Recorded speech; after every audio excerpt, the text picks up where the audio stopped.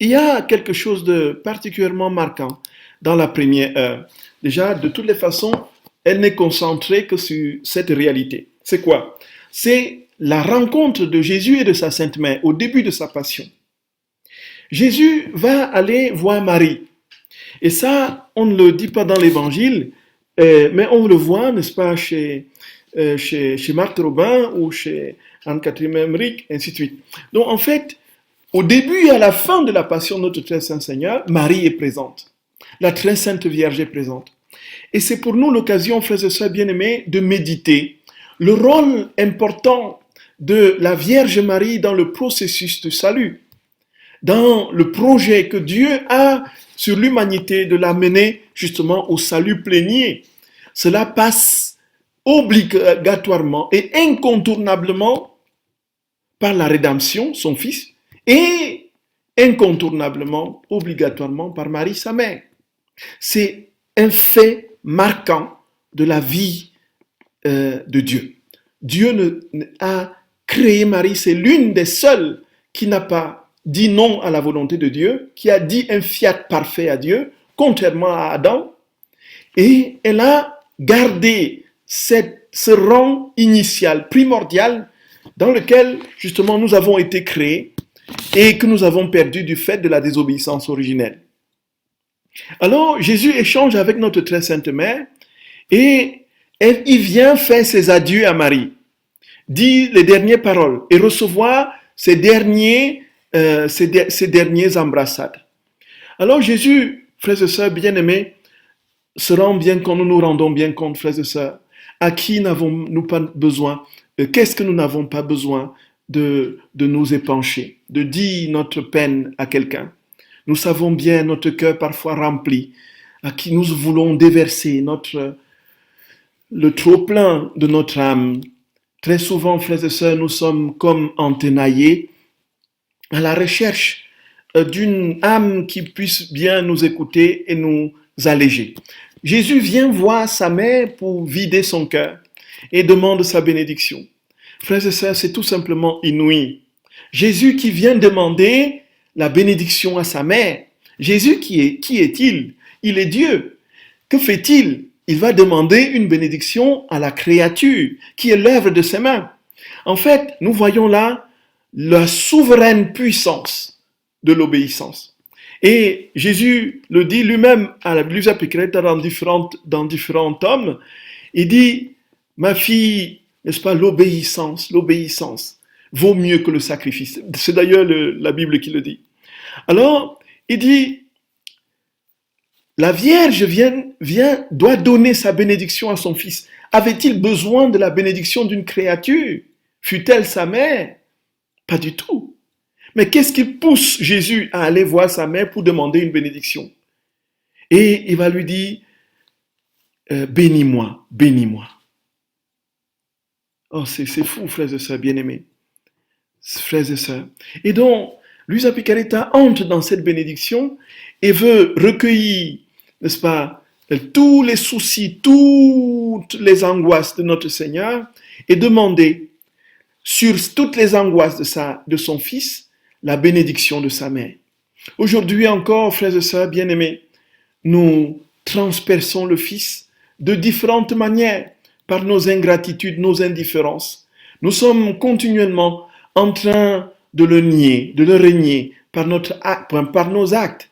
Alors, il est temps de comprendre que toutes ces souffrances de notre Seigneur, Marie y appose son manteau maternel. Chaque fois que nous faisons souffrir Jésus, frères et sœurs bien-aimés, la Mère de Dieu vient mettre sur le cœur de Jésus son manteau de consolation. Vous voyez un peu, frères et sœurs d'amour, vous voyez un peu, vous vous rendez compte? Vous vous rendez compte, frères et sœurs?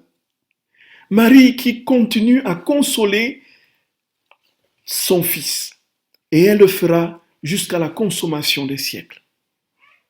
Ensuite, quand Marie donne la bénédiction à son Fils, c'est Marie à son tour qui demande la bénédiction du Fils. Et ainsi, frères et sœurs, il y a une communion d'âme entre le Fils et la Mère qui fait que la mère ne peut pas autrement faire la volonté du Fils, et le Fils ne peut pas faire autrement que de recevoir la souveraine tendresse et consolation de sa très sainte mère. C'est les deux cœurs unis de Jésus et de Marie.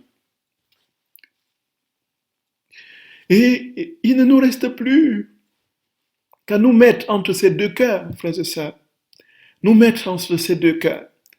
Et comme Luisa le dit elle-même, nous mettre entre ces deux cœurs.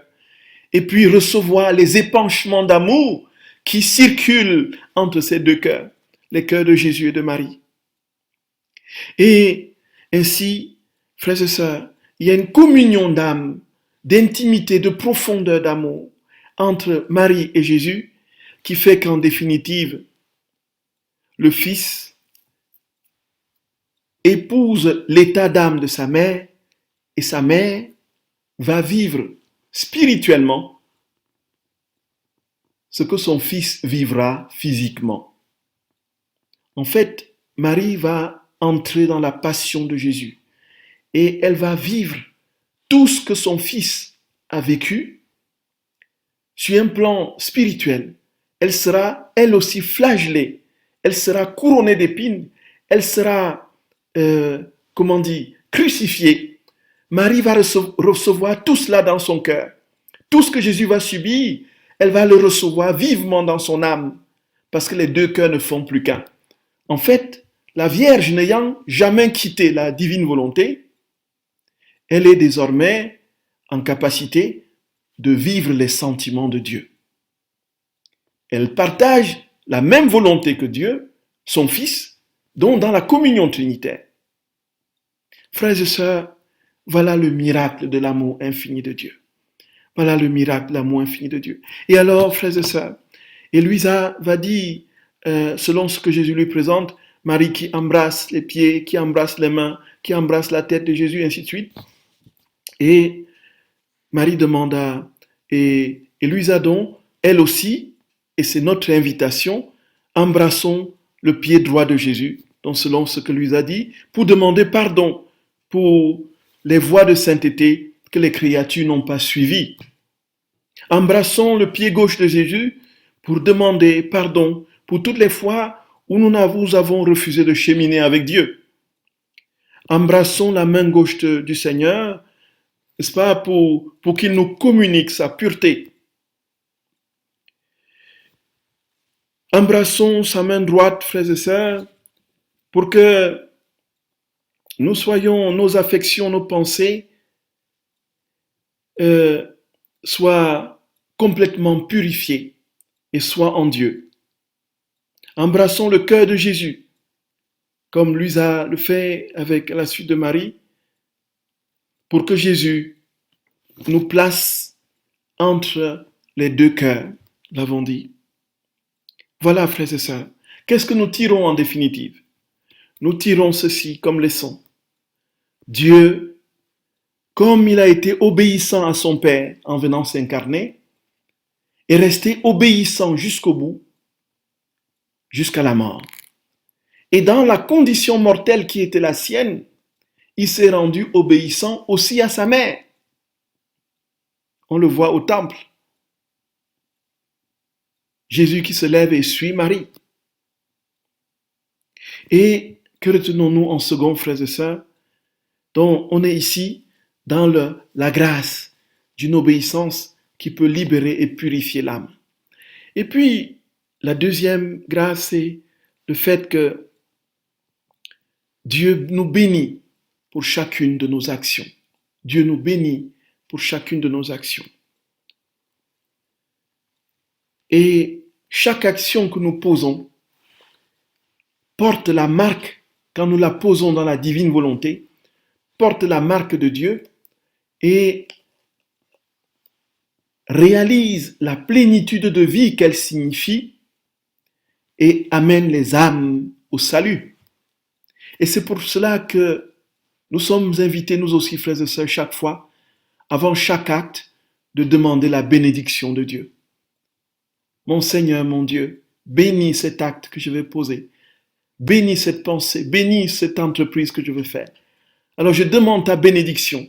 Quand nous demandons la bénédiction de Dieu, qu'est-ce qui se passe en fait? Nous demandons qu'il vienne prendre possession de cette action et qu'il la réalise à notre place. Qu'il vienne prendre possession de cette entreprise, de cette pensée et qu'il les réalise à notre place. Voilà la vie dans la divine volonté. Être continuellement dans une logique de bénédiction, dans l'obéissance à Dieu et dans la communion des deux cœurs de Marie et de Jésus et dans la manifestation, frères et sœurs bien-aimés, de sa vie pleine en nous, parce que nous lui aurons tout donné. Il ne restera plus rien. Dieu seul suffit. Dieu seul suffit. Que son nom soit béni, frères et sœurs bien-aimés. Que son nom soit béni. Et alors nous n'aurons plus à nous troubler, nous n'aurons plus à nous inquiéter, parce que Dieu est celui qui, le seul maître de notre vie, qui nous conduit, nous dirige, nous guérit. Frères et sœurs bien-aimés, à tout de suite pour le chapelet, les mystères du rosaire. Que Dieu vous bénisse, frères et sœurs.